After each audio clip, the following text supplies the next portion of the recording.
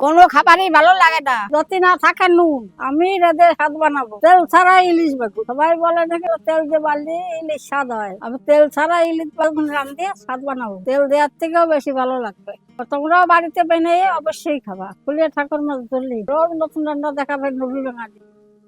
ইলিশ মাছটাকে কেটে নেব।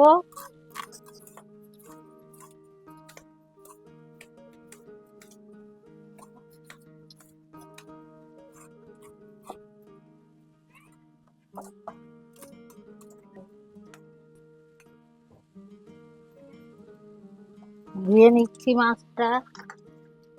তেল ছাড়া ইলিশ মাছ রান্না করার জন্য আমি ব্যবহার করব প্রথমে ইলিশ মাছ, তারপরে ব্যবহার করব বেগুন, আর মশলার মধ্যে ব্যবহার করব স্বাদ মতন লবণ, আর এখানে একটু জিরে বাটা আর পোস্ত বাটা আছে, আর কাঁচা লঙ্কা চিরা, গোলমরিচ গুঁড়ো, জিরের গুঁড়ো, ধনের গুঁড়ো 1 চামচ করে, হলুদ গুঁড়ো 1 চামচ। আর এইবার বেগুনটাকে কেটে নিচ্ছি মোটা মোটা করে। কেটে নিয়েছি, হয়ে গেছে বেগুন কাটা।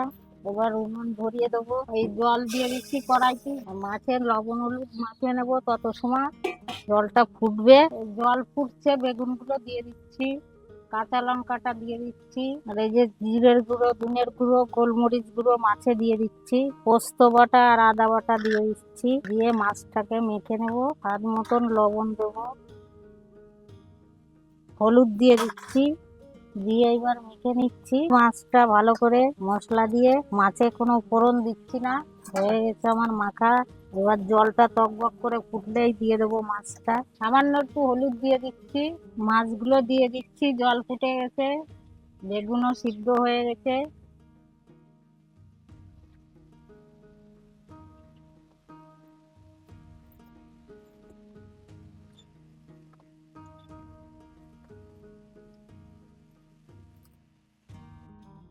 তেল ছাড়া ইলিশ মাছ হয়ে গেছে রান্না, বেগুন দিয়ে নামিয়ে দিচ্ছি।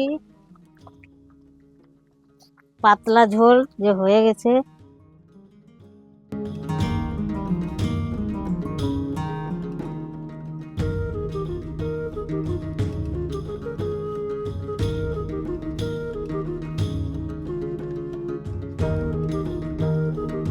তেল ছাড়া ইলিশ মাছ খেতে খুব সুন্দর হয়েছে, তোমরাও বাড়িতে বানাই খাবা। বেঁচে যাবে, বন্ধুদের সাথে শেয়ার করবা। আমরা লোভী বাঙালি, যা পাই তাই খাই, যা খাই তাই দেখাই।